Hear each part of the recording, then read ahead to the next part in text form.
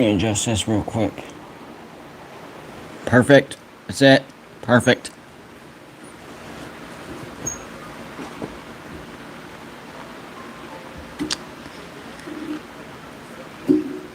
Well, said it before, I'll say it again. YouTube, do your thing. I'm doing my thing. Tell the people I'm live, please.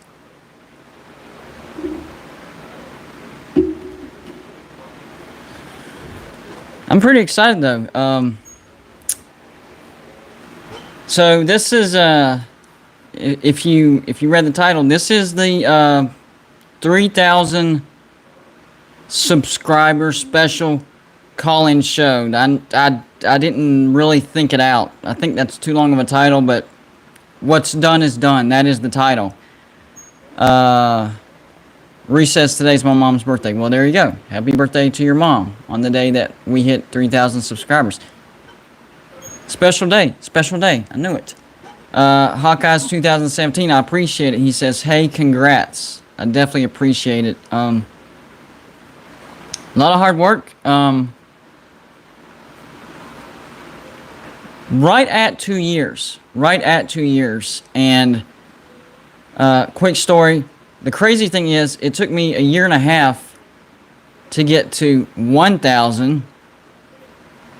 And then it took me another, I don't know, 4.5 months to get to 2,000. 2 weeks later, here we are at 3,000. What? How did that happen? It's crazy. I have to give credit to my sponsor as well. He set some very lofty goals for this show, and I was like, I mean, we'll try it, we'll go for it, but I just don't see it happening. Not only did it happen, but we're actually even farther past that, because his goal for the show was 2,500, and that was when we were at 1,500. And at that time, as far as how much we were gaining per day, I'm like, man, we would have to just have an explosion of some sort. And he told me, I remember this. He told me, he said, it's going to happen. I'm like, well, in order for us to hit that goal, it's going to have to happen. And it did happen. So I have to give some credit to my sponsor, Joey. Good job. You called it, man. You called it. Joey had faith in me when a lot of people did not. He's been with me pretty much since the beginning of this. Not since the very beginning, but pretty much since the beginning, and has helped me build this. I couldn't have done it without him. He's given me some great advice that has helped. That's awesome. You guys are awesome.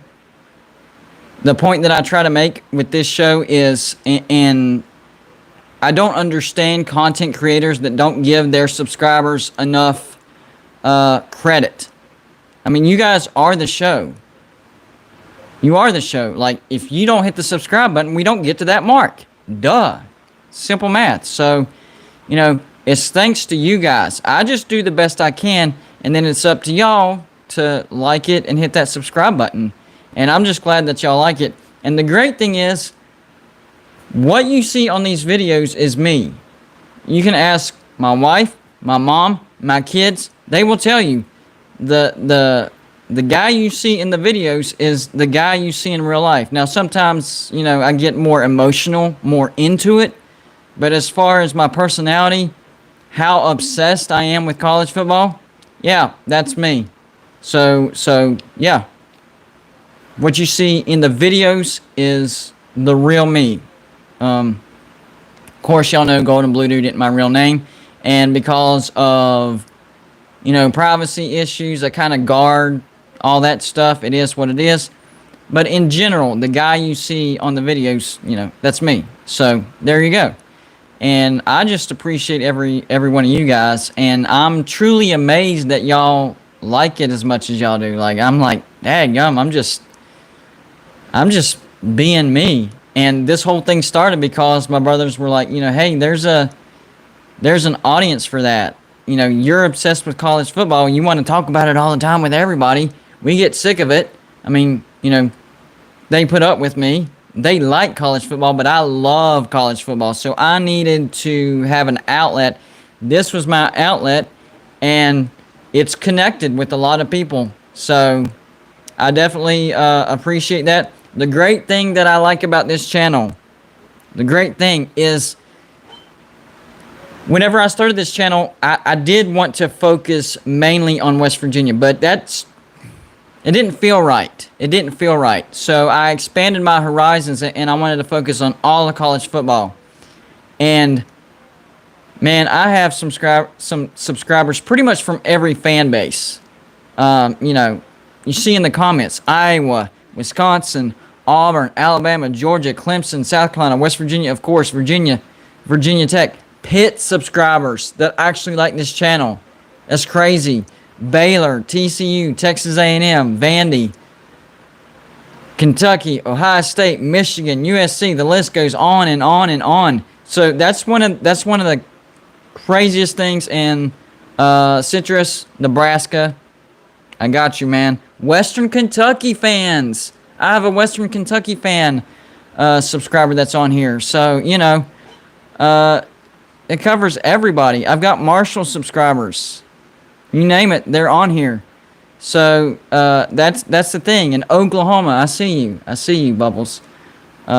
We all love college football, and that's the one thing that we all have in common, and that's why we've all connected. Even when we argue and disagree, it's not like an enemy type of argument. It's just relaying our passion for college football. That's what it's all about. So I did 2 videos today. One was, of course, the coaches polls, the coaches poll, which is meaningless, but it's still fun to talk about. And then my second video of the day. That's the one that kind of got people's attention, and that was the one that was about Notre Dame going to the ACC. Now, the announcement isn't official yet, but I'm telling you it's going to happen. And from what I've talked to my subscribers, my sources, they've told me to be ready with my video equipment, which is really just my phone and my mic. Be ready with my stuff because this weekend could get real busy. So I'm really gonna keep my eye out this weekend because some more dominoes could fall. So what I talked about in that second video as far as Notre Dame, if you really look at the whole picture as far as Notre Dame coming to the ACC, there's actually more reasons for Notre Dame to come to the ACC than reasons for them to not come to the ACC. I know a lot of people are like, well, Notre Dame's Notre Dame. They can, if they don't want to, they don't have to. And that's true. Very true. There's a lot of incentives for Notre Dame to choose the ACC as well. And the incentives far outnumber, any excuses that Notre Dame can come up with. It would help them with this 12-team format because I think, maybe not on an every year basis, but I think every once in a while Notre Dame could catch Clemson in the championship game, beat them, get a bye week, because that would be considered a top conference champion. I think they could do it. We all know the ACC is willing to put up with Notre Dame's contract with NBC. And to be honest with you, NBC might actually expand that and take over the ACC. And they could still keep Notre Dame's contract separate while also drawing a contract up for the ACC. A lot of things can happen with this. And I really do think it's going to be Notre Dame and West Virginia that join the ACC. I really do. We'll see what happens. West Virginia is definitely going to the ACC. Is it going to be with Notre Dame? I have a feeling it is going to be with Notre Dame. And the more I talk to different people outside of my own little bubble, that's what it's really looking like, guys. It is. So I know Manu is wanting to call in, so you can call in, man. Or is it Manu or whoever wants to call in? I have your number. You know my number. So as long as you've sent me an email and I know your number, you're actually allowed to call in like right now. Go ahead. And the reason we do that is because the first go around when we tried all this and we put the number out in the comments section, trolls galore. I mean, it was awful. Awful, awful, awful. So, yeah.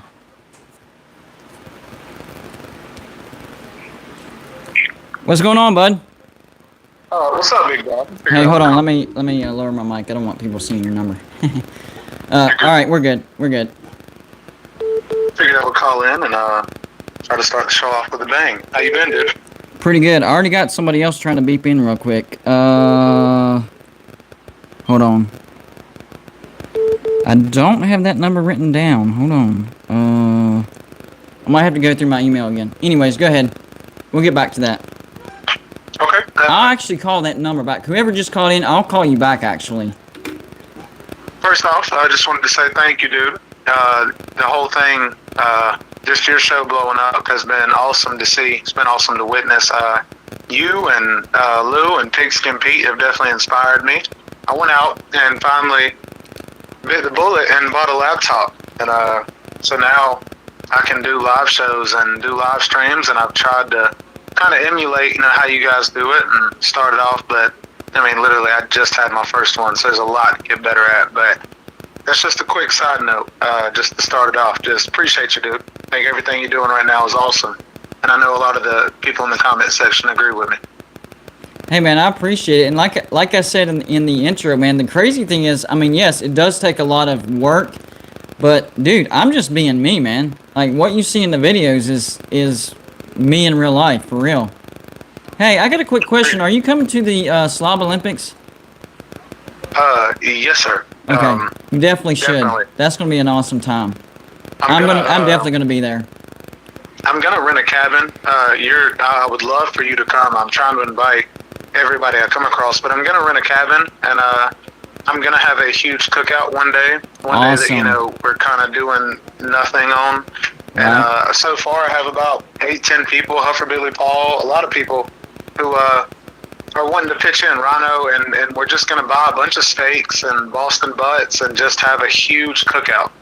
That sounds awesome, dude. Count me in. You pretty much know the schedule is basically the Slob Olympics are on whatever Saturday the weekend is chosen on, and then everybody else can stay. You can come early and you can stay 2 days. It's pretty much stay as long as you want. So, we can hang out for 1 day, 2 days, whatever. And then the slobs are just on that Saturday. It just depends on, when you get there and when you want to leave. Okay. Well, probably going down Thursday, and that's probably when I'll do it. It's Thursday night, because I know Friday night everybody wants to go out to eat, and then Saturday night they'll definitely want to go out to eat. But either way, I'd love for us to hang out, dude. I think it'd be really fun. Yeah. Just before we even get into college football, I guess we'll hit some notes. Guys in the comment section, earlier me and Golden Blue Dude had talked about collabing on doing a rap song, just a rap song together, which I've just kind of been really not fed up with work, but just work has been extremely crazy. We all feel you on that one, man. Pigskin Pete had emailed me last week. He wants me to create an intro for him. He wants me to do like a rap song to do an intro and kind of start off the show. And so, dude, that is crazy. I was talking to my sponsor earlier about Pete's intro. I said, you know what? Pete's intro isn't bad, but I think he needs Tiger Baskins. I think that would up his intro. So that's crazy that you said that. I think that would be a good combination. Oh, for sure. Well, and I told him I definitely appreciate it. Which I would love for me and you, yes, to make a rap song, but I think it'd be also pretty cool if me and you made, an intro to your, which I know you have a good intro, but just a song that you could play before the actual video. I agree. Just because, guys, if you don't know, in the comment section, Golden Blue Dude is actually a pretty decent rapper. So just a heads up, if you ever get to hear him rap, he can definitely spit. He can definitely spit some fire. I might be decent, man, but you beat me fair and square in the Lou's Got Talent show. Like, I thought, honestly, when I did mine, I was like, hey, that's not halfway bad. Then I heard yours. I'm like, dang, I suck, man. No. And this is some other cool news, and then I'll ask, one or two questions, and then I'll move on, because I know you got people wanting to call in. But this past Friday, my job, I kind of like do water lines and do like plumbing of houses. Like before a house is fully built, we go in and build the water systems and all that. Well, we went out and fixed a guy's water pump, and he happened to be a singer in a rock band. Wow. This guy's from California, big black dude, like 6'4", probably 300 plus pounds. And my boss was like, Brian, you should play him your song. And I was like, oh, he was like, oh yeah, let me hear it. So I let him hear it, and he literally wants me to come over this coming weekend, and basically he wants to help create a hook for one of my songs, and he has a studio in his house. Wow. And he wants to help me start making music. He's like, dude, I know I can make you money. Like, just listen to that one song, it's good, blah, blah, blah. And he was like, just this and that. And I told him that since I'm a personal trainer, I could train him in return. Right. And he was like, done deal, blah, blah, blah. So I'm hoping that things start to take off of this. Like, I'm not looking to become a millionaire. I'm not looking to become some big, dude that just holds concerts. But right now, he does hold concerts. And so if he says he can help me, I would love to be able to make my music a lot smoother and a lot more fluid. And that way, just, you know what I mean? Just make it more professional. True. Yeah. See, that's the thing. When a person's got talent, all they need is a break. So that could be your break. And in case people don't know what I'm talking about, as far as a hook goes, a hook that's not the verse. That's kind of like the main drop line in the chorus that really makes people want to listen to the song, and the beat to go along with it. Yeah, for sure. So, anyways, just thought I'd let you know that cool news.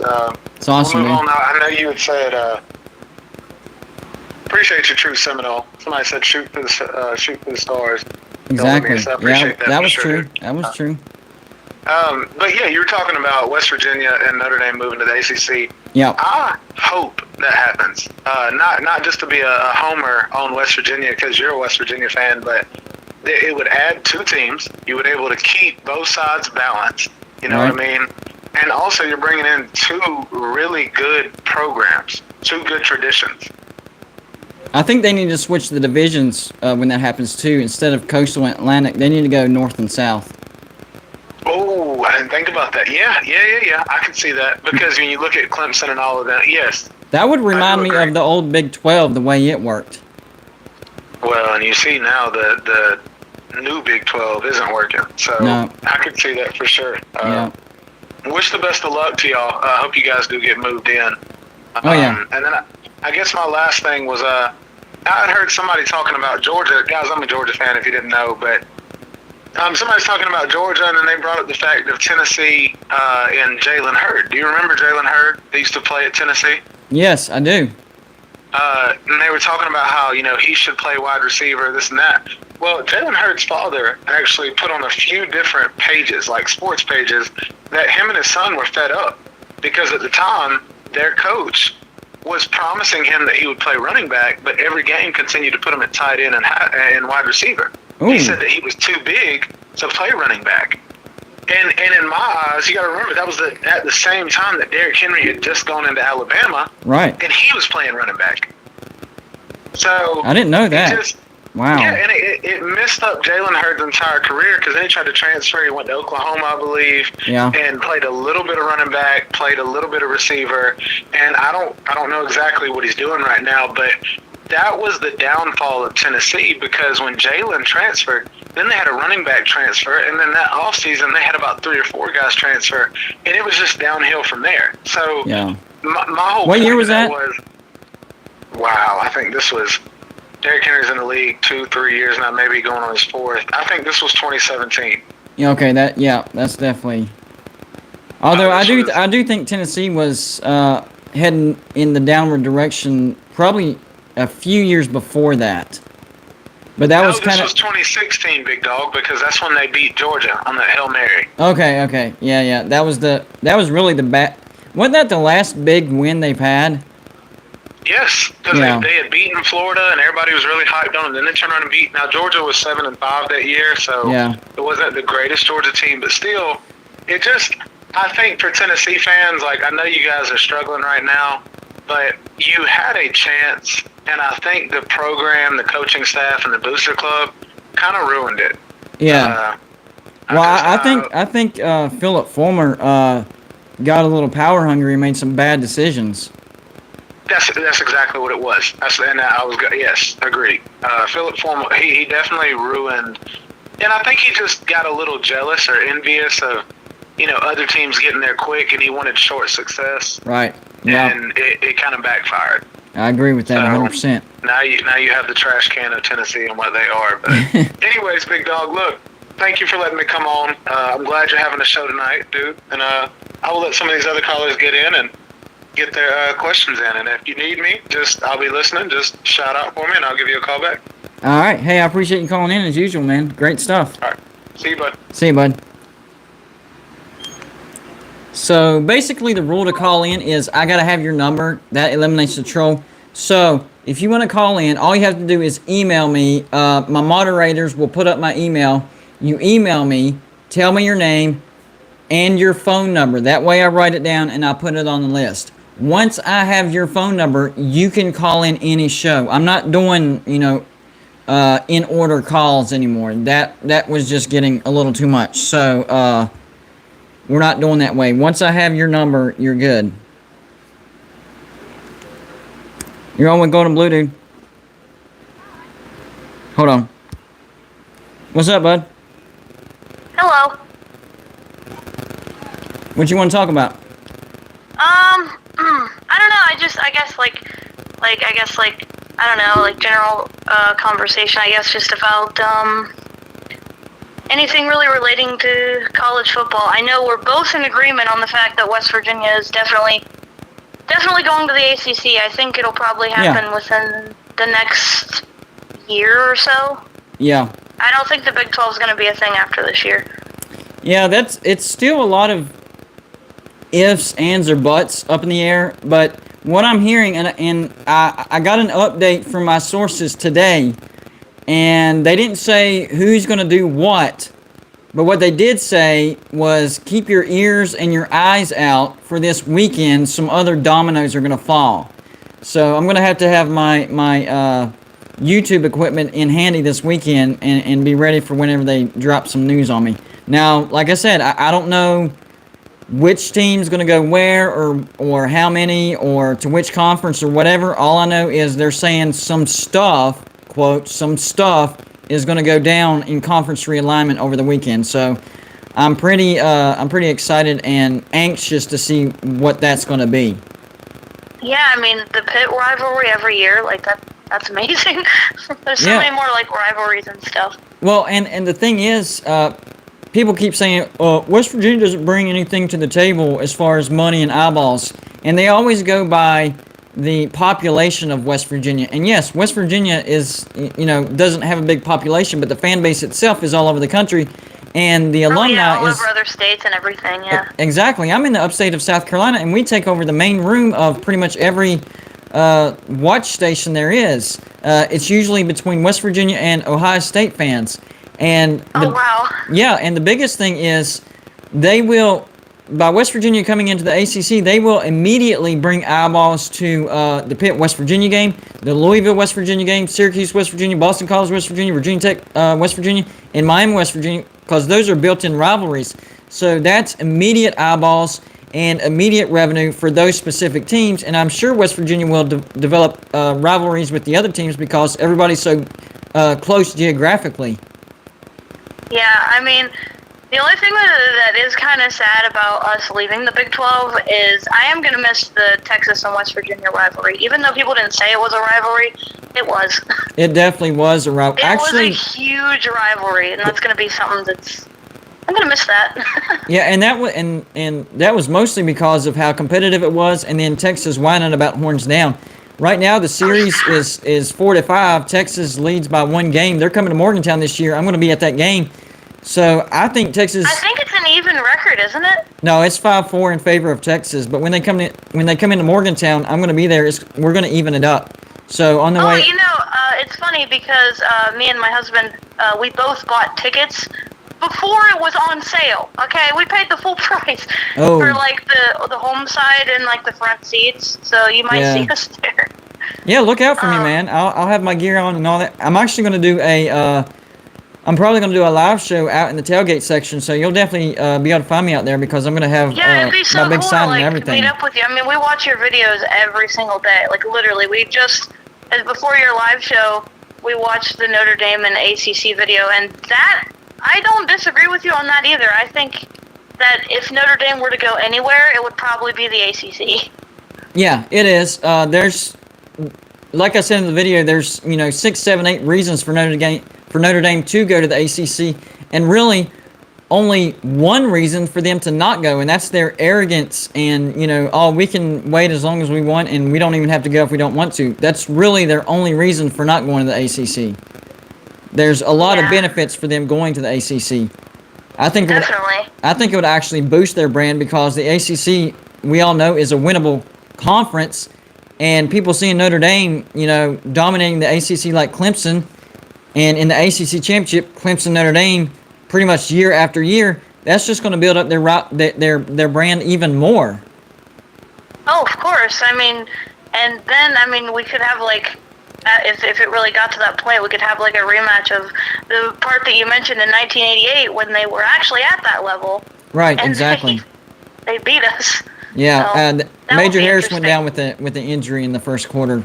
That I did a luck of West Virginia fans video, and that was in that video. Part of it was Major Harris going down because people don't realize we've been close to a national championship several times, and we've just been hit by injuries, bad luck, whatever, losing to a team we had no business losing to.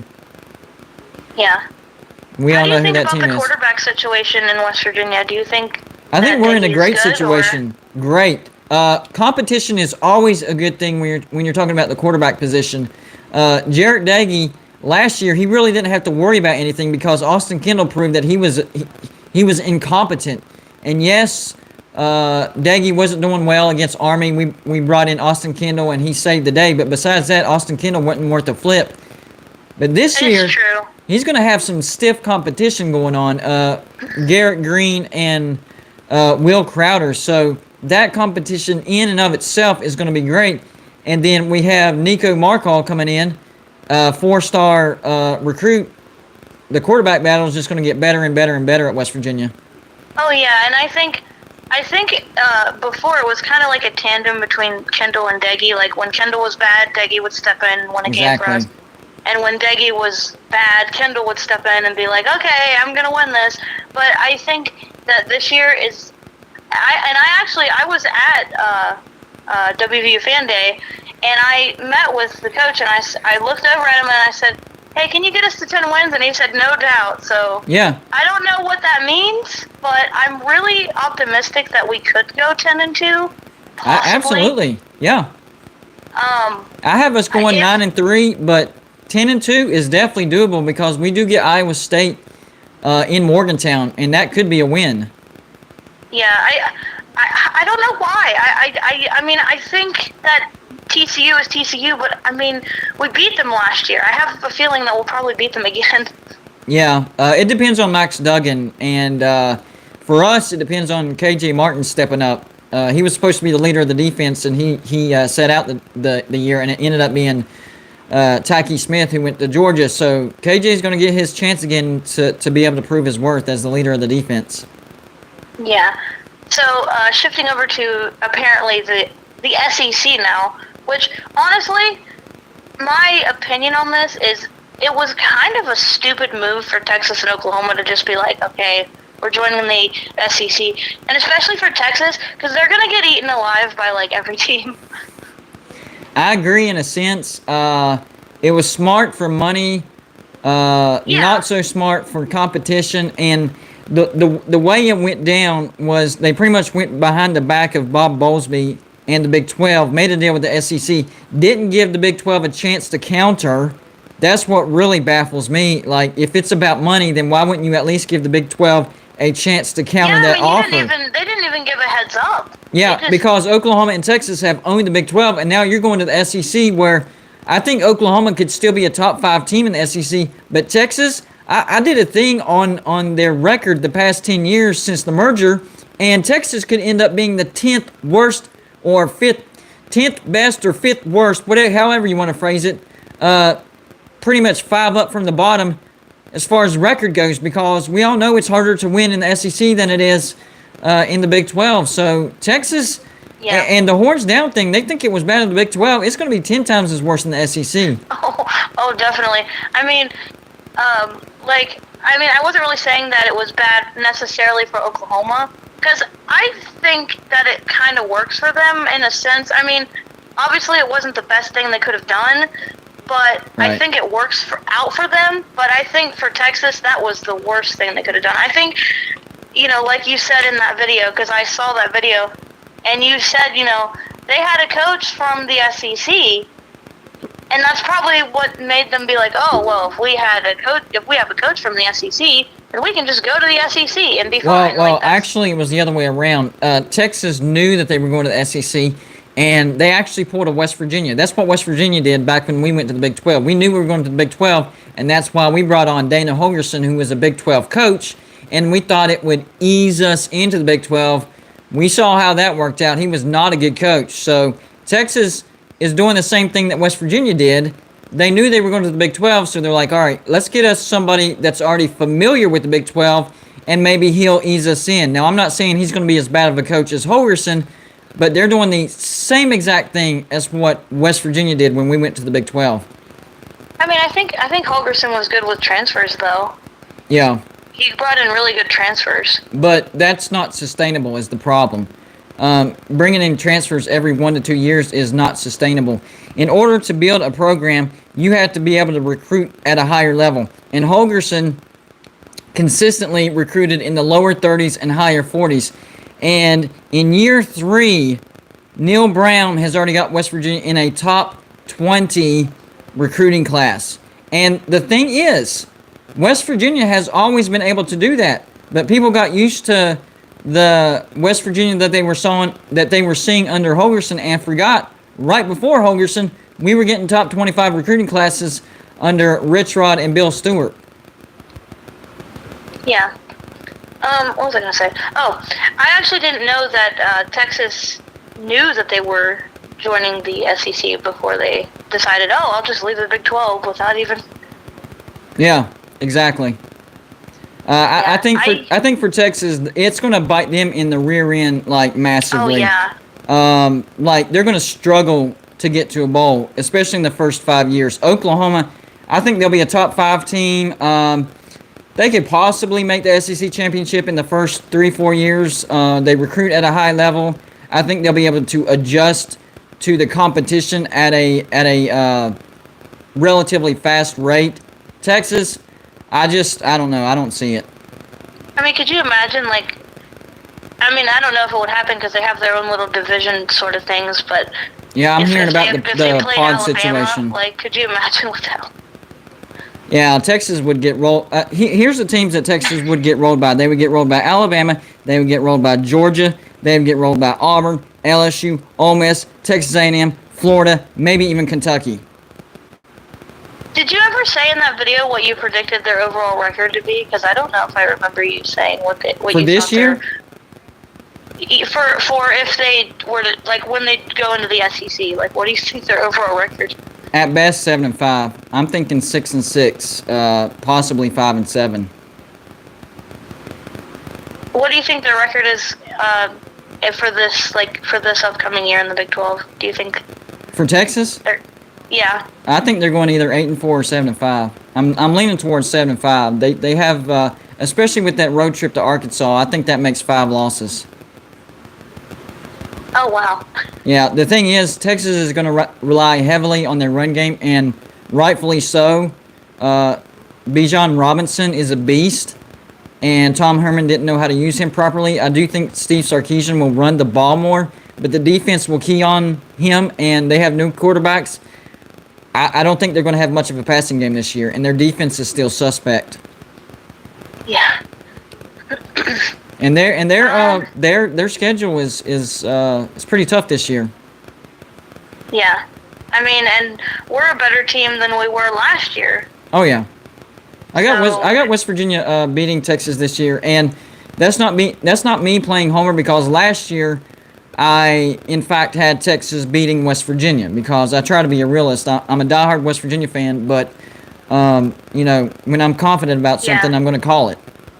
Yeah, I mean, that's how I am too with any sport. I mean, I could be like a fan, but like I'm not like overhyping it to the point where it's unrealistically possible. Exactly. I got you. Hey man, this was a great call. I appreciate you calling in. You should call in more. Oh, of course. This is a great call. I mean, we have a YouTube channel that literally has like it has like two or three subscribers, but it's Dakota and the and symbol, and then Hope's sports talk. So we talk like all kinds of college football things. We did like a Big 12 standings for like this upcoming year, and like where we think West Virginia would, and all the rest of the teams would be placed in the Big 12.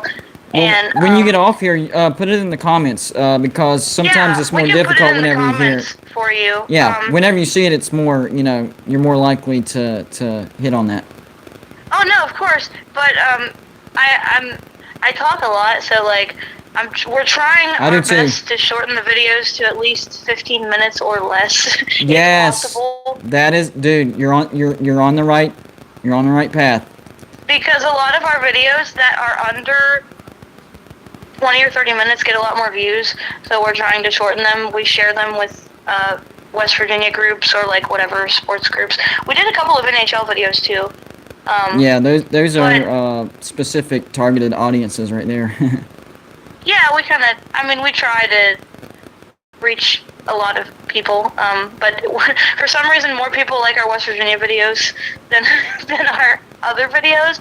But I just kind of wanted to put it out there because I'm like, well, maybe if we get more subscribers, we'll actually have more of an uploading sort of schedule, because we don't really have much of a schedule. We kind of upload whenever we think it's a good time to make a video, and it'd be kind of cool to have people like comment like what they think we should make a video about, or like what content we should put out there, because I think that just making it strictly a certain fan base would not attract a lot of people. Yeah, that makes sense. I mean, obviously we would talk about our team, of course. Hey, I'm gonna run and let more people call in. All right, but call in on the next show, okay? Oh, sure, of course. All right, man. Good call, man. I just wanted to let you know that. No problem. You're good, bud. All right. All right, we'll see you, man. Call on the next show, all right? Okay. All right, we'll see you. Bye. Bye. That's a pretty good call. He knows his stuff. He's gonna put the link to his channel in the description. So that means phone line's open, guys. If I have your number, call in. You got my number because you've emailed me and I emailed you back. So here we go. I actually think this is Wisconsin fan. How's it going? If I'm correct, this is Wisconsin fan, right? Am I correct? Yes, sir. Whoa, I am 3 for 3 tonight. What's going on, bud? Nice. Nothing much. I just wanted to call. I apologize for not watching many of your videos lately. It's been pretty busy, but I just wanted to call in and see if you have any changes on what's happening with realignment. Oh, dude, realignment is not done by a long shot. Like I said earlier in the show, I have my sources telling me to keep my ears out for this weekend. They didn't tell me what teams or what conferences are involved and exactly what's going to happen, but they said, you know, be ready with your YouTube stuff because something's going to go down. So, we'll see, but that's what they're telling me. So still same teams going to the Big Ten and ACC or what? Yes, of course, we all know Texas and Oklahoma are definitely headed to the SEC. Big Ten talking to Kansas and Iowa State. ACC talking to West Virginia and possibly Notre Dame. Okay. I think that one question I would have for you is what would West Virginia's schedule look like in the ACC? how would they do against north-south kind of schedule? Would it be like they play all the teams in their division and then one out of division, or how do you think it would work? And who would they play, and what would their record probably be? All right, so if they went north and south, I think that would put them at, how many do they have now? 14. So that would put them at 16. That's 8 per division. So they would have 7 division games. So that leaves 5 games left. You got probably 3 out of conferences. So we're looking at 7 in division, 2 cross division, and then of course 3 out of conference. So Okay. our divisional schedule will look like, and I don't know, road, home, whatever, but we'd have Notre Dame, Pitt, Boston College, Syracuse, pretty sure Virginia Tech would be in there, Virginia, Yeah. and Louisville. With those 7, I would say lose to Notre Dame, beat Pitt, beat Virginia Tech, beat Louisville. Ooh, Virginia's up and coming. I'm gonna have to I'll give West Virginia a loss just for argument's sake. So that's 3-2 right there, and the other 2, Syracuse, that's a win, and Boston College, that's a win. So we're looking at 5-2 in division, and then cross. It depends on what you get. Miami, North Carolina, Clemson, Miami. That's 2 losses. So I'm thinking maybe an 8-4, 9-3 type of thing. It just depends on who we would get in the cross division, because if you're getting Clemson and North Carolina, and even if Clemson is at home and you go on the road to North Carolina, same with Miami, I think both of those would be losses as of right now with this West Virginia team. So still getting to a bowl, and worst case scenario, drawing the best teams from the other division, you're still looking at 7-5, 8-4. Now, if you draw like a Wake Forest or a Georgia Tech, then you're looking at possibly a 10-win season. So it all depends on who you draw from the other division. Okay. I even could see them maybe doing, say, 8 in conference, 4 out of conference, where they play like 3 Super 4 teams, and then have like a FCS or whatever you would want to call the mid-tier conferences. Right. And I guess that would be set up where they would play they play in 7 in division, and then if they would finish behind Notre Dame, they would be playing North Carolina second in the South. Right. So it would be, so I could see us in conference finishing out of 8 games, 6-2, and then who do you think West Virginia should be scheduling in the ACC non-conference? Non-conference. Well, I would at least go. I would say go for one SEC and go for one Big Ten. So for the Big Ten, maybe go for a Wisconsin, maybe go for a Michigan, Ohio State, Penn State. In the SEC, I would try to keep it in the East. So maybe a Georgia, a Florida, a South Carolina, a Tennessee, Kentucky. That'd be a good one. So as far as a good setup, I would say Kentucky from the SEC and a Penn State from the Big Ten. There we go. Okay. Yeah, I would go. And I'll take Penn State at home and Kentucky on the road. Okay, I would go, if I had to choose 3, I would say Kentucky, Penn State, and then Maryland. And for like a separate division one, I would go with Cincinnati as like the lower team. Yeah, I agree with that. That's fine. But you'd probably not get Cincinnati because you still have to have that FCS team that you play every year. True. Well, I would think maybe Cincinnati, since they would drop, it would essentially be an optional FCS or like the mid-tier. Well, no, they would still be a mid-tier. It depends on if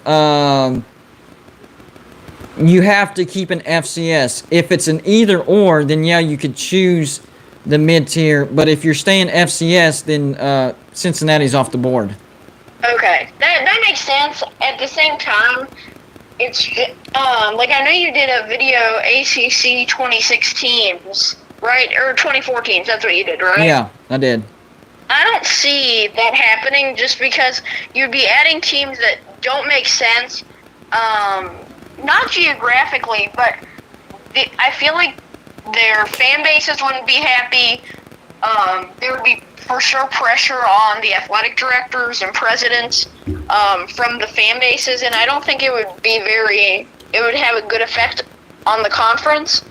And I've seen YouTubers post videos like West Virginia isn't going to make money like Cincinnati or UCF. That's bullcrap. Yeah, well, and here's the thing. I will say, West Virginia won't make money like Oklahoma and Texas. That's true. But Cincinnati and UCF, that's laughable, guys. It's laughable. Exactly, I agree. And it's also like, and they've been saying how rivalries don't matter. But What? think about this. Rivalries don't bring in money. The people that are going to watch the rivalries are going to bring in extra TV money. And that's why the rivalries will bring money. Exactly. So it's like, and then Cincinnati, it's so hard because they've only been consistent for the last 20 years. West Virginia has been consistent essentially forever. And UCF only really the last 3, 4, 5 years. So it's like there's no reason to even think about them being really there. I was on a podcast talking about Cincinnati and their relevance and the realignment, and it just didn't make any sense. And if you think Luke Fickell is going to stay at Cincinnati, you're fooling yourself. There's going to be some bigger teams come along with bigger money, and he's going to go. Yeah, like, I could see, who knows, Luke Fickell going to Nebraska. I've heard he probably won't go to Michigan, but I could see him going to Nebraska. Yeah, that's a definitely, yeah, and Scott Frost, he's on some really, really thin ice. And here's the thing that really, it goes over everybody's head. Cincinnati already had their chance at a Power 5 in the Big East. They did not do well in the Big East. Yeah. And the Big East wasn't all that strong. Now, fast forward, they just recently took the mantle from UCF. I mean, we're talking about 2-3 years ago. They've only been good for like 2 or 3 years, and people were acting like, oh, Cincinnati's been this great team for a long time. No, they haven't. Go back and Google Cincinnati in the Big East. They did not do well, and they've only been doing great the past 2 years. And I do think Cincinnati has a chance to go undefeated this year. That's not saying they're a bad team, but sustainable success, I don't think they have it. I just think the right things came together at the right time. Yeah, in an ideal world, the Big East would still be a thing. But the thing, yeah, Cincinnati, when I was reading up on it, I think it was 2000. Pre-2000, they were not good at all. And in 2000, it's like they'll have a couple good years, maybe then a great year, and then they'll fall back down. And it's just a cycle. Yeah, because they can't recruit at a high level. Yeah. But so, I know this really has nothing to do with what would happen, but in an ideal world, what do you think the perfect West Virginia conference should be? Hold on. Cincinnati does not have a bigger TV market than West Virginia. Yes, they have a bigger population in the city of Cincinnati. But guess who owns that TV market? Ohio State. Ohio State owns the entire state of Ohio, including, I'm going to say 80% of the city of Cincinnati. No, Cincinnati does not have a bigger TV market than West Virginia, and West Virginia is over the entire nation. Sorry, I saw a comment. Oh, you're good. Repeat what you just said. Oh, well, I was also going to respond. True Seminole saying Memphis. I think I commented this on one of your videos, GBD. Memphis is in between Tennessee and Arkansas's market. So it's the same thing with Cincinnati. Both of them really don't have their own market. And it just doesn't make much sense. But yeah, I was going to say, what is the perfect Memphis can't even fill their 60,000 seat stadium. Yeah.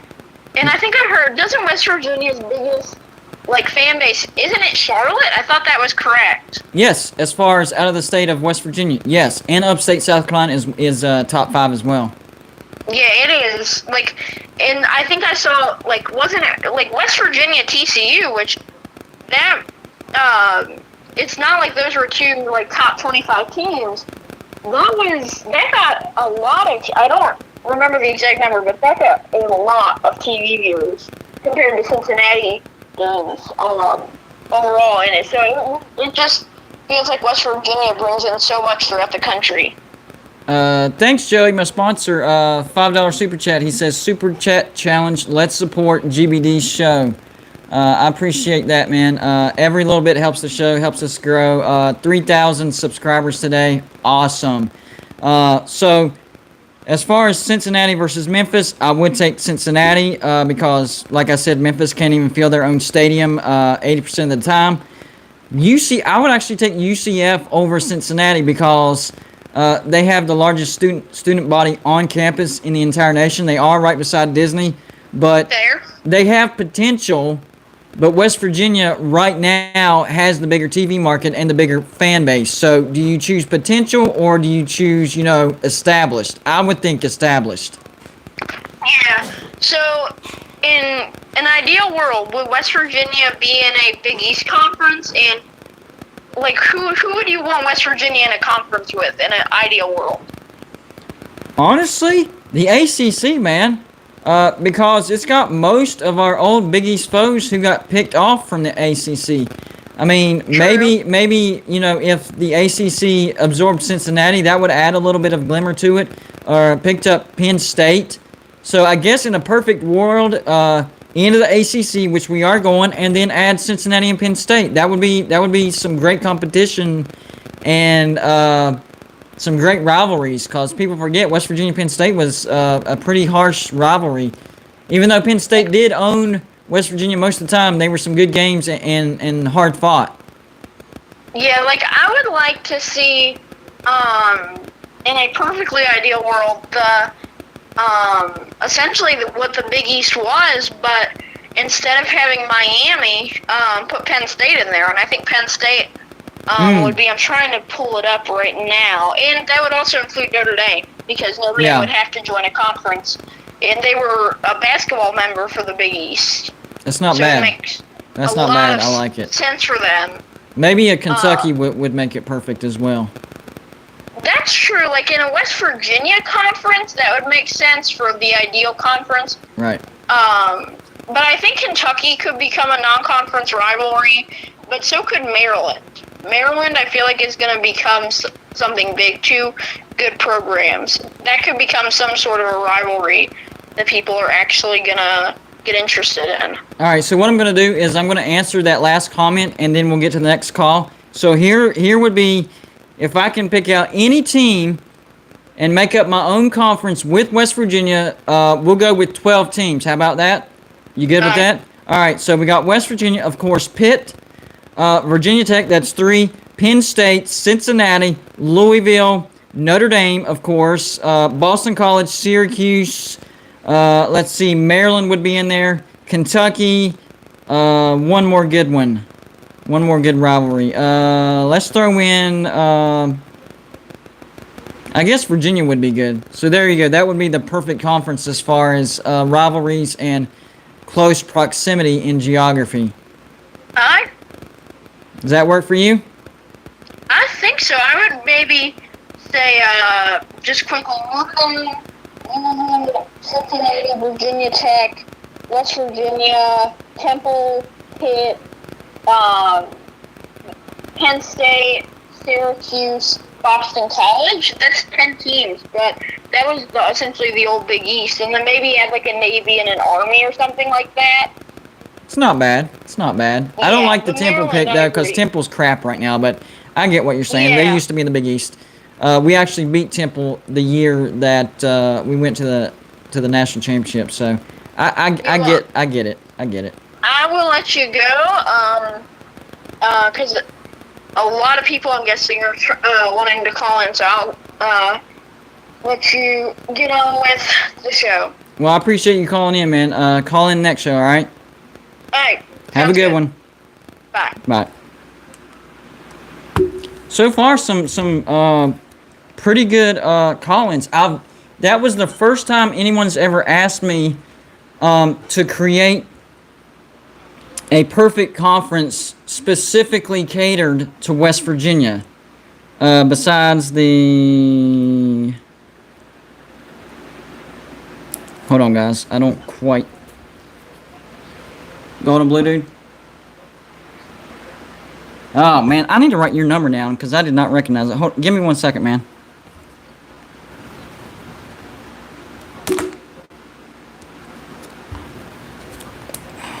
Can't believe. All right. I got you. Yeah, I got you. Know it's me. Yeah, well, it just now popped up Pennsylvania. At first, it didn't do that, so. Or maybe I wasn't looking. I don't know. I got you down, man. We're good. All right, cool. So, I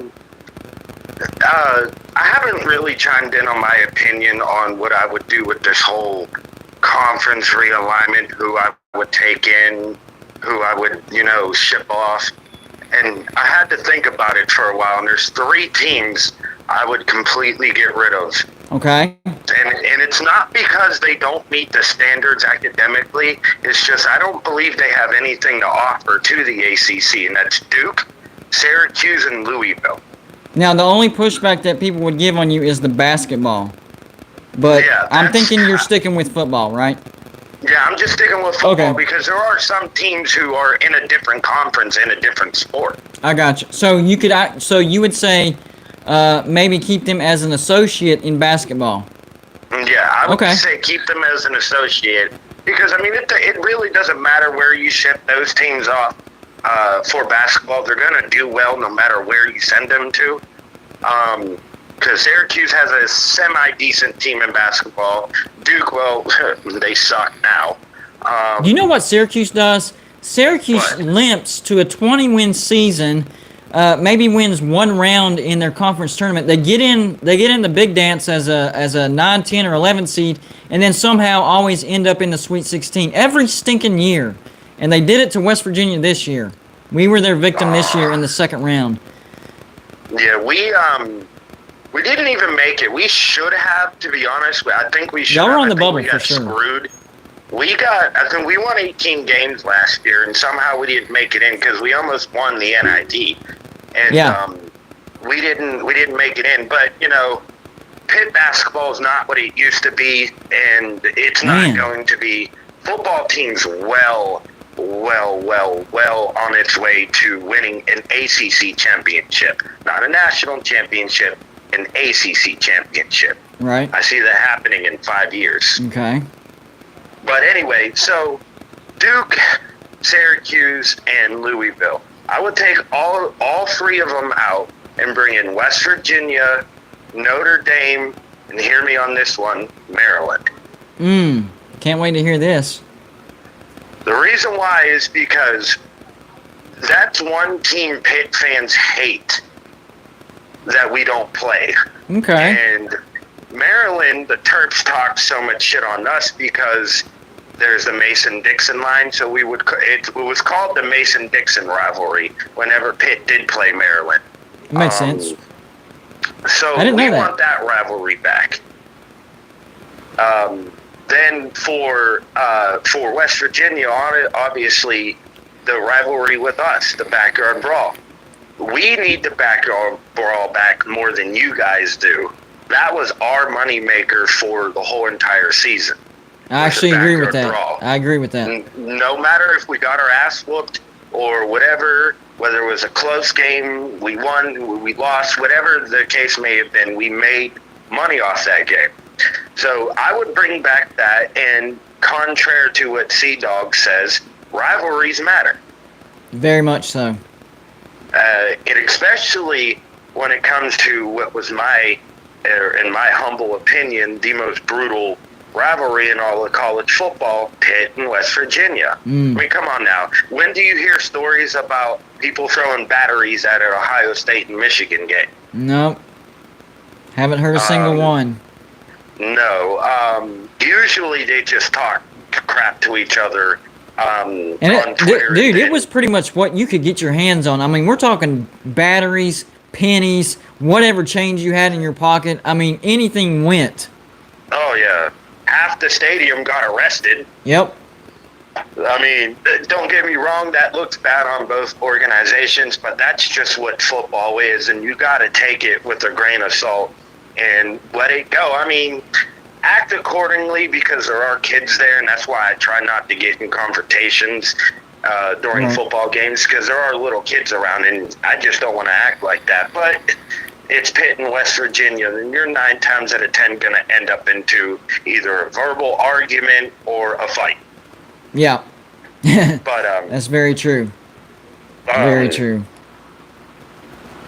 I'm just glad I found a Pitt fan that actually could, talk rationally with me, and I'm sure you feel the same way about finding a West Virginia fan being able to talk rationally with you, because most of the time it's just like, oh, you're a Pitt fan. It's all hands on deck. Every time I come into the chat, not all your subscribers, but some of them are like, eat shit, Pitt, and blah, blah, blah. And I'm like, you guys just make it too easy for me to mess with you.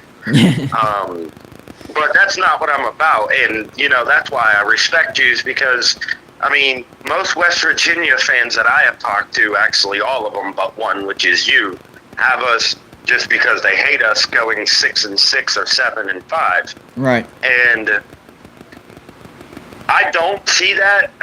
No, you're definitely better than that. I got Pitt going 9-3. We were definitely better than that. We are the dark horse in the ACC. I think. Excuse me. This is Talk is Pitt, by the way. This is Talk is Pitt. Yeah, I think a lot of people are starting to realize that Pitt is the dark horse. Pitt didn't lose as much as, we thought they did. Yeah. And Elliot Donald, Aaron Donald's nephew, is probably going to end up starting. Pat Narduzzi straight up said he ran over a 6'7", 320-pound lineman. Oh, man. Getting to the quarterback. That's legit. Dude, basically the reason I have y'all going 9-3 is because y'all got to play Clemson, Miami, North Carolina. All y'all have to do is take care of business with all the other teams that you're supposed to beat, and just beat one of those teams. All 3 of those you get at home. Clemson, Miami, North Carolina, all at home. And no, Pitt doesn't have a great home field advantage, but it's good enough to pull an upset. All you have to do is beat one of those teams, and you got a 10-win season. Definitely, and honestly, what would be even better, and I know it's not going to happen, but what would be even better is us winning all the games but one. That's the Clemson game. Because some people have us beating Miami. They just don't think Miami has the talent. Well, they got the talent. They don't have the depth.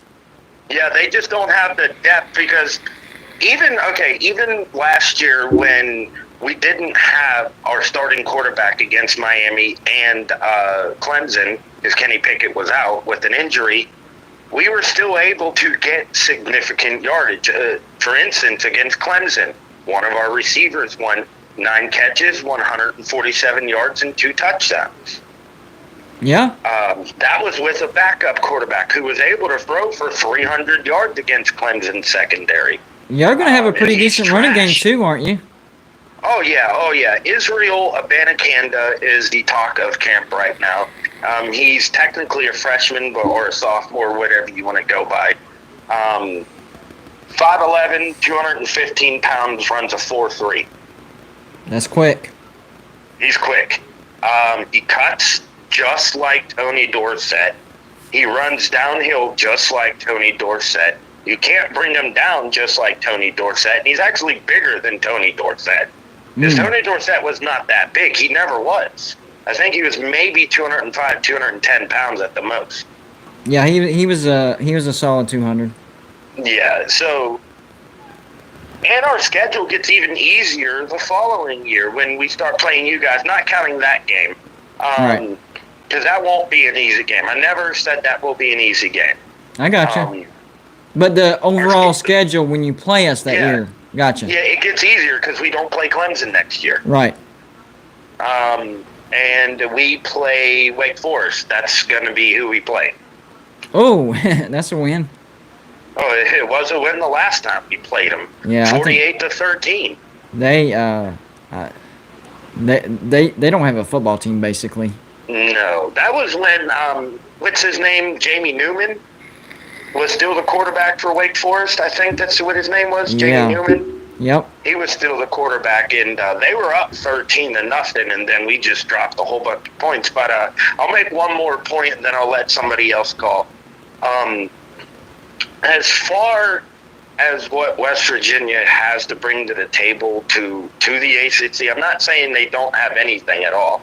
It's just there are other teams out there who would bring more to the table than West Virginia. However, it's not about how much they bring to the table. It's what they can produce in the time that you bring them to the table.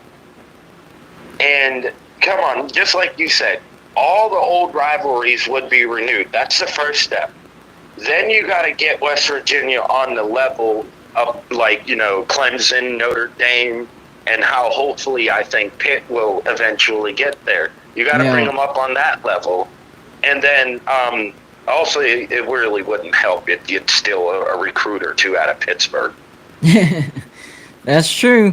I got a question for you, since you brought that up real quick before you get off here. All right, so as far as teams that are left, not including Notre Dame, I'm not talking about teams that are in a conference.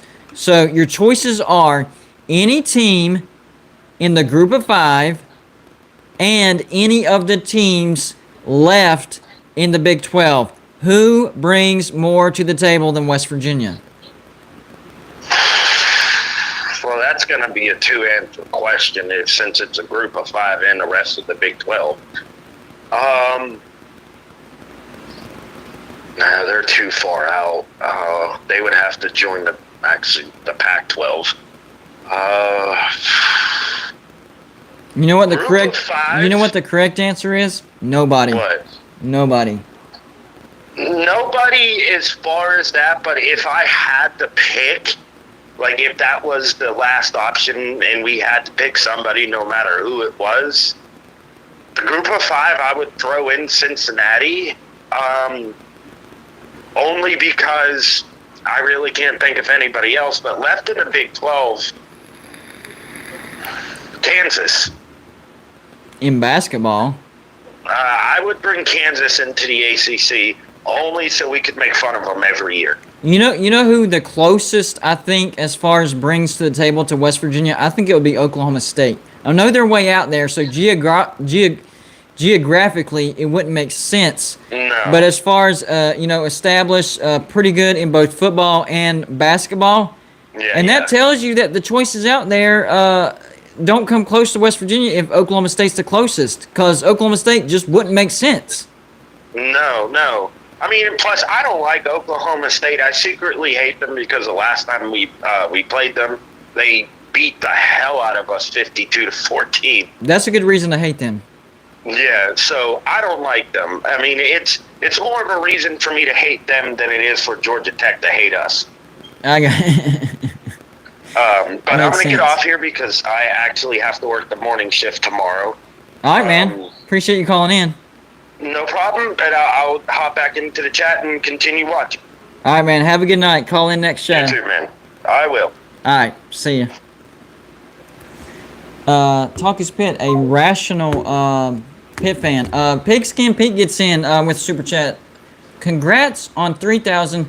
You're killing it. I'm not killing it. Y'all are killing it because y'all are the subscribers. I'm just doing what I do. I got to give all the credit to you guys. Y'all are the ones that are hitting that subscribe button. Y'all are the ones that are watching it. Y'all are the ones that are sharing it. Talking about Golden Blue Dude. So it's all about y'all. You guys are the ones that are killing it. And I appreciate y'all. And y'all need to give a special thank you to my moderators and to my sponsor, Joey. My gosh, that dude has done a lot of promoting for this channel. He's given me some tips that's helped. He's kind of trained me in the tagging department, which I was okay at it, but he brought me to a whole different level. So, yeah, I definitely appreciate all my moderators and my sponsor, Joey. Speaking of which, tristatewoodssketch.com. Let me plug him real quick. Guys, I'm telling you, all you have to do is go to his website.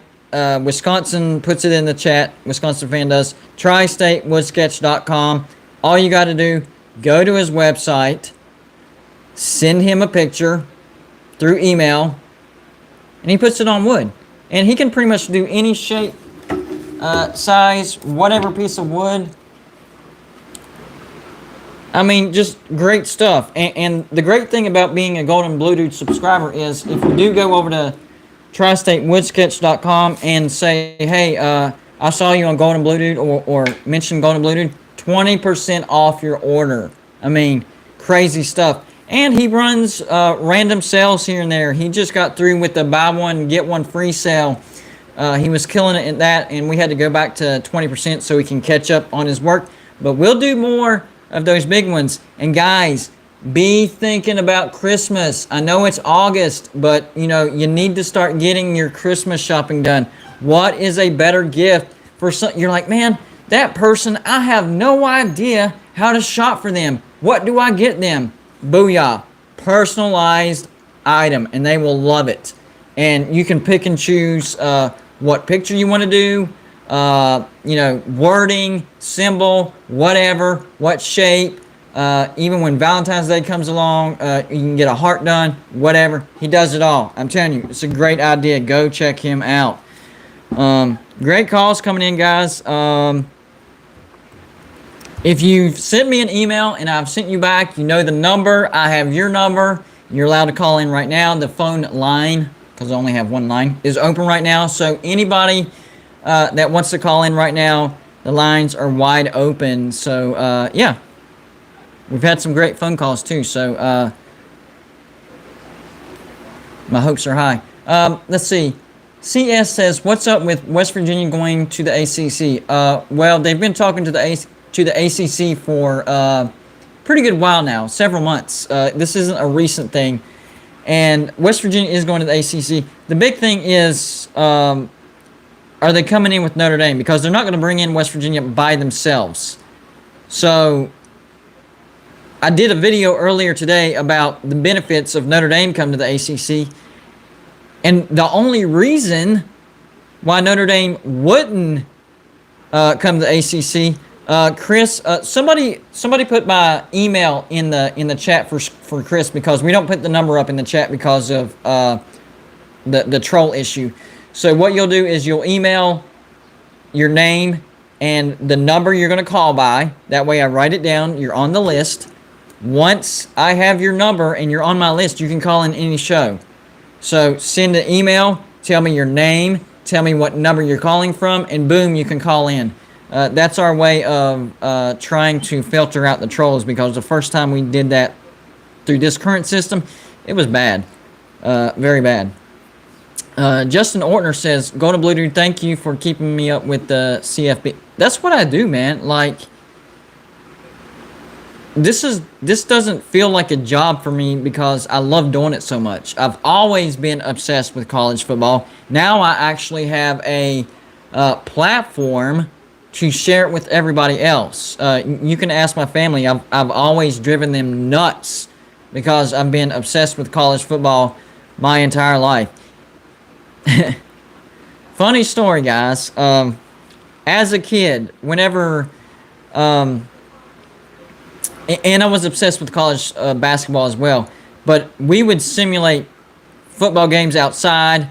Whenever March Madness would come around, we would actually write down the brackets. Let's see. I think this is Sports Nerd. You on with Golden Blue Dude? What's up, man? I wanted to call and ask you about what you think about all these ACC, SEC matchups this year. Oh, are you talking about the traditional rivalries that got nixed last year? The traditional rivalries? Or are you talking about the games at the beginning of the season? I'm talking about the games at the beginning of the season. Okay, I gotcha. That, and actually throughout, yeah. So, like, some of them include, like, NC State, Mississippi State, Boston College, Missouri, Louisville, Ole Miss. Okay. Obviously, the two big ones everybody's caring about right now, Clemson, Georgia, Miami, Alabama, which that's not going to be a game, period. But I just want to know your thoughts on them, who you think has those games, who wins them. Well, how about we do it this way? So I'll start with the bigger games and run through them. After I'm done with that, you bring up the next game, and I'll fill you in on it. How about that? Sure, sounds good. Because I don't know them quite off the top of my head because I've covered through a lot of games this year. So You're fine. just update me. All right. So the deal with Miami and Alabama is basically depth is going to win this game. I don't think it's going to be a blowout like everybody thinks it's going to be because Miami does have some talent, guys. They do. And you combine that with Alabama losing pretty much their entire offense from last year, and there's going to be an adjustment period. So I think it's going to be a better game than people realize. I don't think the game will ever be in doubt. That's not what I'm saying.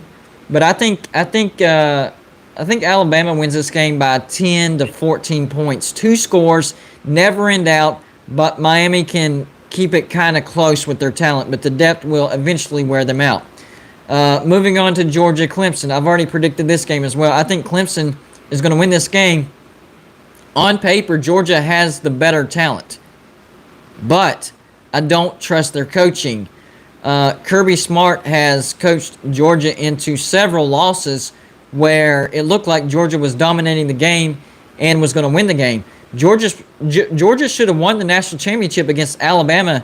I believe it was 2017, but Kirby Smart, for whatever reason, changed the game plan and decided to try to sit on the ball and run the clock out. You can't do that with Alabama. So the big thing with Georgia and Clemson is I don't trust Kirby Smart in big game situations. However, I do think after they lose to Clemson that Georgia runs the table, gets to the SEC championship, and on a down year beats Alabama to get to the playoffs. Capable of getting to the national championship, but I don't know if the coaching will allow them to win it all. Georgia, I have them going either 12-1, and that would be winning the 13-1, I guess. Whatever in 1, winning the national championship, or whatever in 2 and falling just short. All right, hit me with the next game. Next one I think is also pretty lopsided. Ole Miss versus Louisville. Oh my gosh, that's going to be a joke of a game. I mean, yes. Ole Miss is going to be loaded on offense. I think their defense is going to be a little bit better. Anything better than last year is going to be an upgrade because it was horrific, and they were still in ball games. And Louisville is in an identity crisis situation right now. So I think Ole Miss wins this comfortably by 3 scores at least. By the way, thank you, Jim, for the super chat. I see you, man. Appreciate the donation. Yeah, without a doubt, Ole Miss, I believe, has that one handedly. Oh, yeah. The next one is a lot more interesting. NC State versus Missouri. Now, I know Missouri has a lot of players out because of the fight last year for the first part of the season. So that may come into factor for this game. What are your thoughts? I have Missouri having a big bounce back year. NC State had the bounce back year last year. I think they slide back just a little bit. I think both of these teams get to a bowl. I think NC State will finish 7-5, 8-4, something like that. And I think Missouri can stick with that third place in the SEC East. I think Florida falls all the way down to 4th, and Kentucky jumps up to 2nd. So in this game, I'm actually going to take Missouri. I think their offense is going to be better than NC State's offense. And I'm going to take them in a close game. I'll say maybe a late touchdown gets it done for the Tigers, and they go on to have an 8 or 9 win season. Oof, I kind of disagree there. I think NC State pulls out this dub. I really do. The next game, though, is Boston College. Oh, wait. I'll say NC State versus Mizzou. Yeah. I didn't mean to say, my bad. It was NC State versus Mississippi State. My fault. Oh, man. I got to go with NC State. That's my fault. I got to go with NC State on that one. But I mean, you never know with Mike Leach, though. You just never know. He could have a big bounce back year. That's really a toss-up. If we're going by last year, NC State, but if we're going by the sophomore bounce back like West Virginia last year, Mississippi State could win that ball game, but really a toss-up. Gonna be a good game. Gonna be a really good game. Yeah. I think the next one, this one I'm for sure on, is Boston College versus Missouri. Oh man. Dang. That's going to be a good game. I'm still going to stick with Missouri because I think they have that bounce back year, and they're going to be competitive in the SEC East. I'm going to have to do some more research on that one though. But off the top of my head for this particular show, I'll go with Missouri. All right, I'll take the underdog. I'll go Boston College. That'll work. I think obviously you get into your like traditional rivals. I don't think FSU, as much as I want it, I don't think FSU gets it done against the Gators this year. I think if it was at home, Florida State would have a chance. But on the road at the end of the year, right now I would give to Florida. But we'll see how the season goes. I might change my mind whenever the game gets here. Oh yeah. Then you have Georgia Tech versus Georgia. Where's that at? Does it matter? Well, it matters as far as how close it'll be. Oh, okay. I do believe this year is in Athens. Oh, man, that's going to be roadkill. They're going to be squashing bugs all day long. I got Georgia by 3 touchdowns at least. Oh, yeah. Oof, man. Well, you ain't got the ACC looking too good right now. No. I mean, right, if you look at the matchups, the ACC, really a lot of inferior teams against superior teams. But as far as the high end versus the high end, I do have Clemson over Georgia. All right. Well, we'll get one out of it, maybe. There you go. And you never know. The others could be close, except for that Georgia Tech Georgia game. How could I forget? I don't know why I forgot about this one. Pitt versus Tennessee. Pitt, big. Yeah. By at least 2 touchdowns. Yes, Pitt. Me personally, I think Pitt wins. I think NC State wins. I think they do pull it out against Mississippi State. And honestly, I think Boston College is still a toss-up for me. Yeah. See, it's not as bad. It's not as bad as we think. I mean, Mississippi State could win that game, but at the same time, NC State is good enough to beat them as well. That's a toss-up. I like NC State. You got more consistency with the coaching staff there. They've been there longer. Right. Really ingrained there, so I like that. But it was great calling in, man. I got to go to work in the morning, so the call can't last that long. I got you, bud. Hey, call in anytime. I got your number. No problem, brother. Take it easy. All right, have a good one, man. Man, we are on a roll. Another great call. I appreciate you guys calling in. Good conversations, too. That was off the cuff, kind of rapid fire. I like it.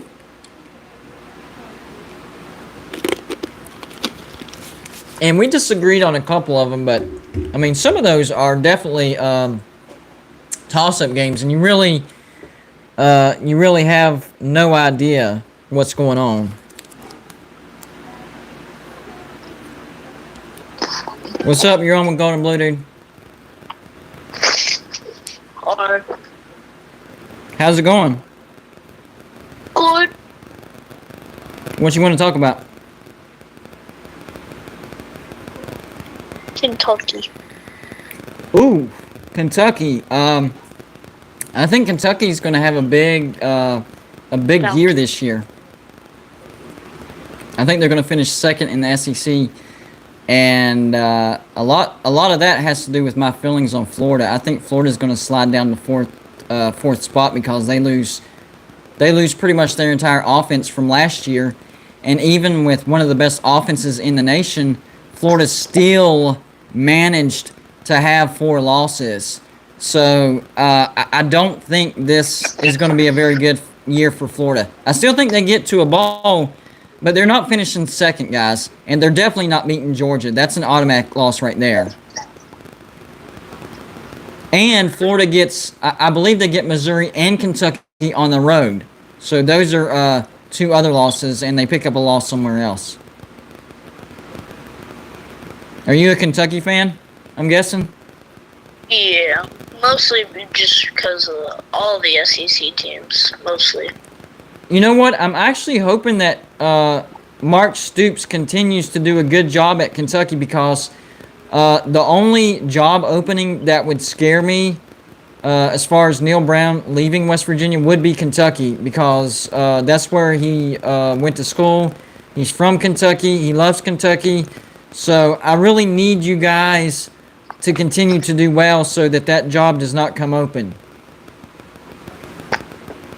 All right. I would truly appreciate that because it would really make me nervous if Kentucky did bad and they fired Mark Stoops and the job came open. Because I know Kentucky would definitely come for Neil Brown, and he just might leave for Kentucky. So where do you think Ole Miss will stand? Ole Miss is It depends on LSU. Because a lot of people are super high on LSU, kind of high on Ole Miss. Honestly, I think Ole Miss will be better than LSU this year. I have one. This is the SEC West. I have one Alabama, although I do think they get beat by Texas A&M on the road. But I think Texas A&M slips up. So one Alabama, two Texas A&M, three Ole Miss, and then 4 LSU. Did you mean losing to Mississippi State on the road? For who? Ole Miss. No,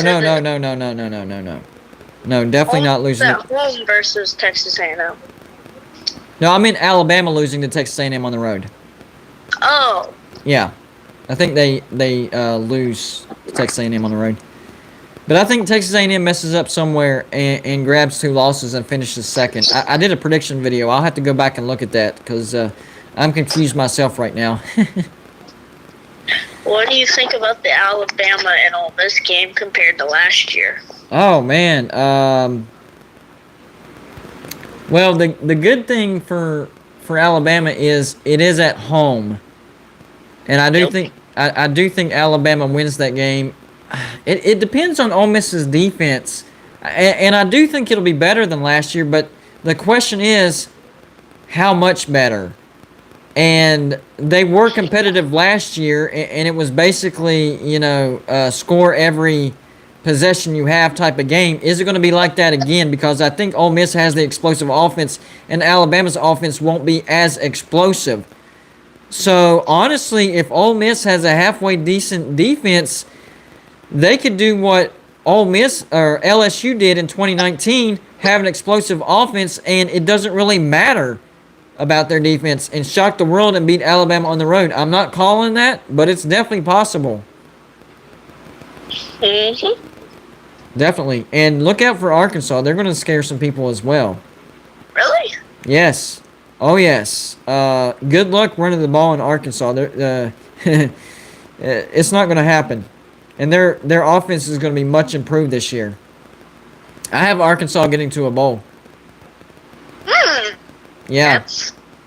They were the best. I know this isn't much of an accomplishment, but they were the best three-win team last year.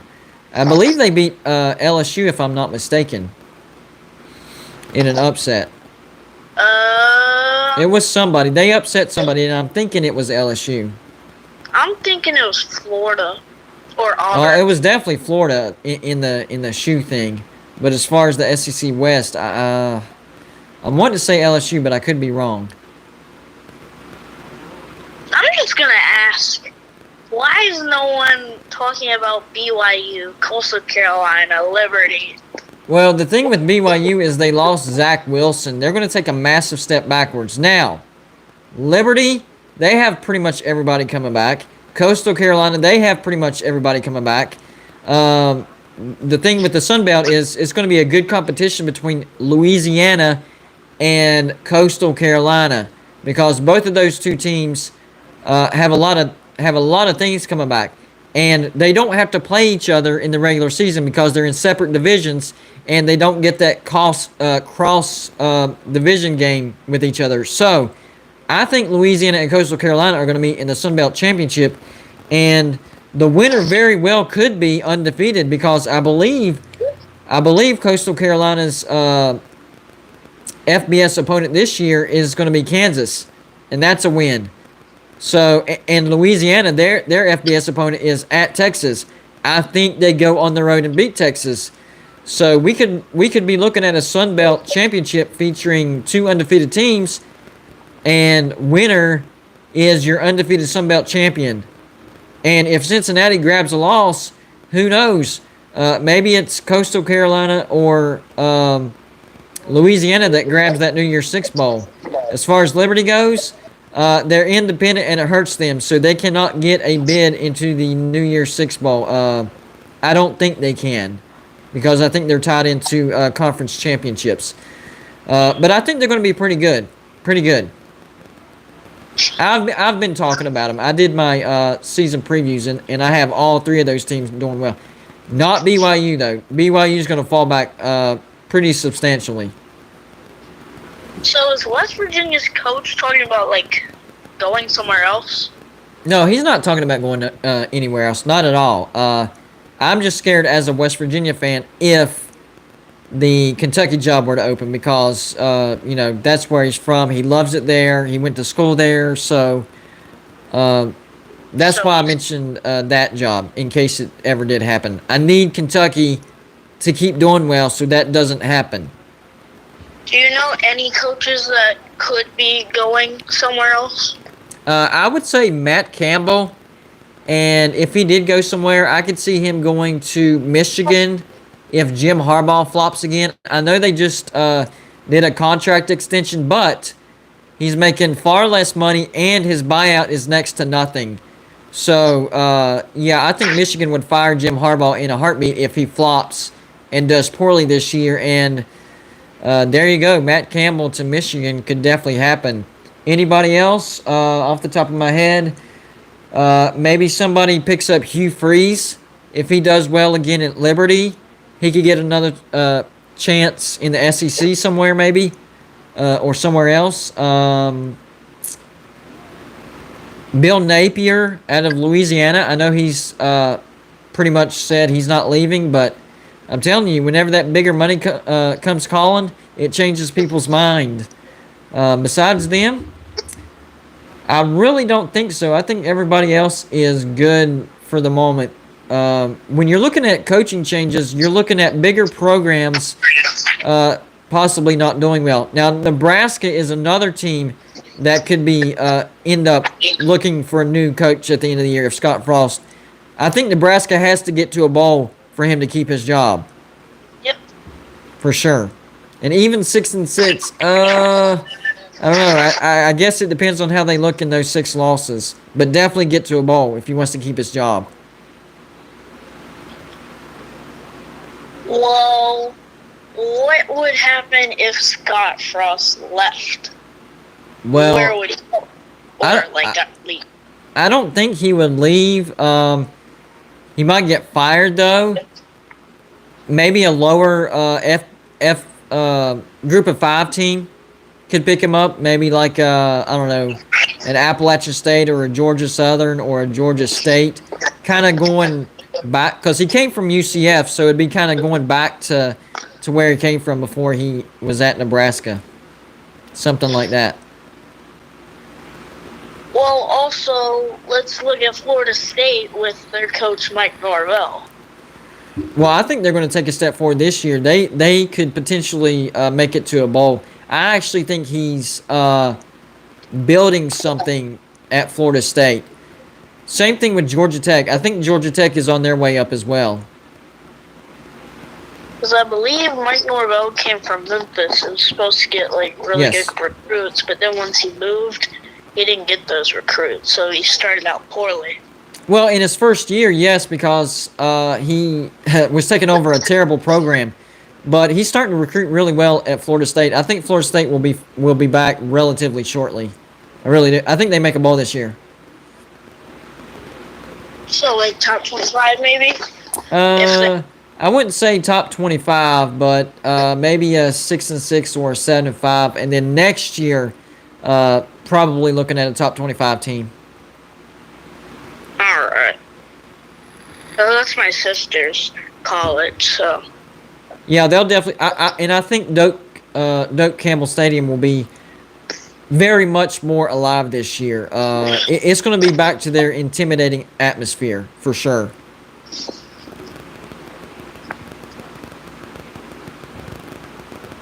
Is Purdue even gonna be anything?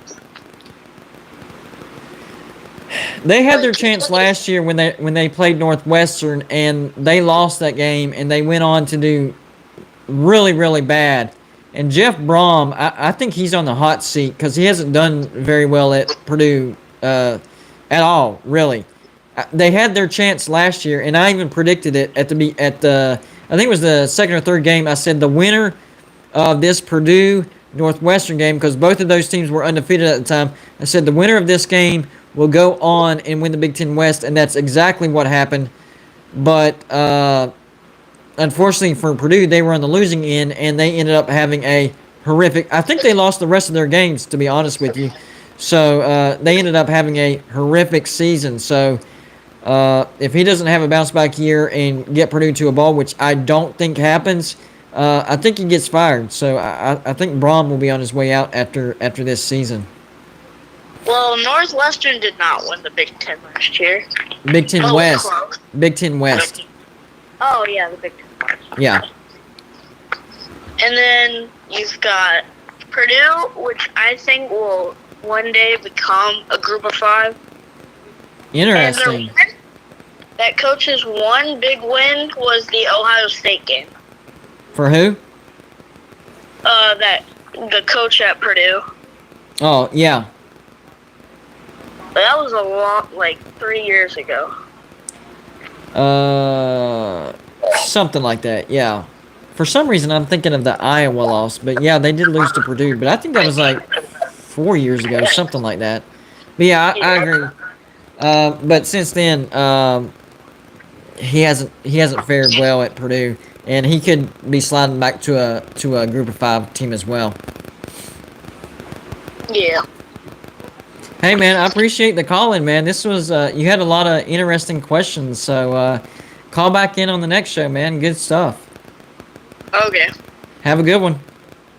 Thanks for having me on. No problem, man. Call back. All right. Bye. Bye. That kid was definitely testing me. Good job, man. That was a good call. Very out of the blue, off the wall, out of nowhere questions. I liked it though. I really did. Keep them coming. Great stuff, guys.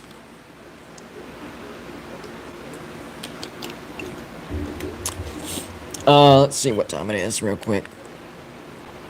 All right, I'm about to wrap it up, guys. I gotta wake up early in the morning and take the kids to school, all that stuff. But man, I had a great time, guys. Thanks for the super chats. Thanks for the support. And reminder, we hit 3,000 today. And it's all thanks to you guys. If y'all don't hit the subscribe button, I'm not at 3,000. It's not because of me. It's because of you. For whatever reason, you like my content. So I definitely... I've been burping all night. Appreciate... real quick. Fear the Ears, who says, eat shit pit. That's his entire title. Great title, by the way. Golden Blue Dude, thoughts about Prather. He's going to be a stud wide receiver. Pretty good route runner. He's got great speed, great hands. So I think he'll add a lot of explosiveness immediately to our wide receiving corps. So, yeah, definitely well-earned 4-star recruit that... Neil Brown grabbed. But the 2022 recruiting class is going to be even better. I'm super excited. I am shocked that we lost that 4-star recruit to Michigan State, because they were saying since we got Christian Stokes, we would get that other guy. So that was kind of a letdown. But overall, great recruiting class, cracking the top 15. I don't know if we stay in the top 15, but we will definitely stay in the top 20. So I'm very on the upside on that. Let's see. GBD, can you answer who you think I am? Chase the Great. I have no idea who you are. And I do agree with you, Fear the Ears. It's not over with Mangum, because here's the thing. He was supposed to announce the week before this week, and he postponed it. He was going to choose West Virginia, and it was his parents that want him to stay in Michigan, and they made him change his mind. West Virginia is not out of the ballgame with that one. I agree with you. We could have a flip, and I think Christian Stokes and Nico Markle will have a big say in that, because Nico is being one of our best recruiters. He's not a coach or nothing, but he's tweeting about us. He's talking to the other recruits about us.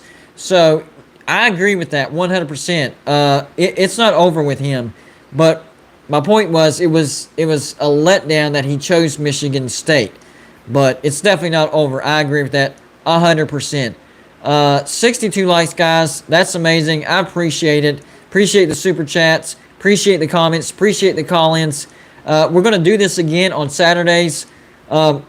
I scheduled these live shows on purpose on Wednesday nights and Saturday nights. Wednesday nights, pretty much nobody else is doing live shows. There's a few here and there, but I'm trying not to compete with anybody. I'm not trying to take any views from them or having to go head-to-head with them. And Saturday nights, that was definitely done on purpose, because once the season starts, guys, Saturday nights, this is going to be the place to be, because we're going to have raw reaction from a lot of either mad fans because their team lost, or excited fans because they just came off of a big win. So it is going to be raw reaction Saturday, live call-in shows, and I think it's going to be amazing.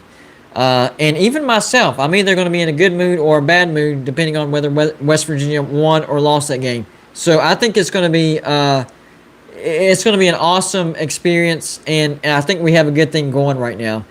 But I'm going to get off here, guys. I appreciate everybody stopping by. Amazing stuff. Huffer Billy Paul, Pizza Woman. The Lee Smith channel just joined. John Kelly, Joey Foster, my sponsor. Fear the Ears, True Seminole. Let's see. 6'8" Paint Beast BTW. Dadgum, that's a weird one, but I got it out. Tom Winfield. Let's see. Chase the Great, which I have no idea who you are. Let's see. I know Talk is Spit was in here. Scott Bankale, one of my moderators. LW.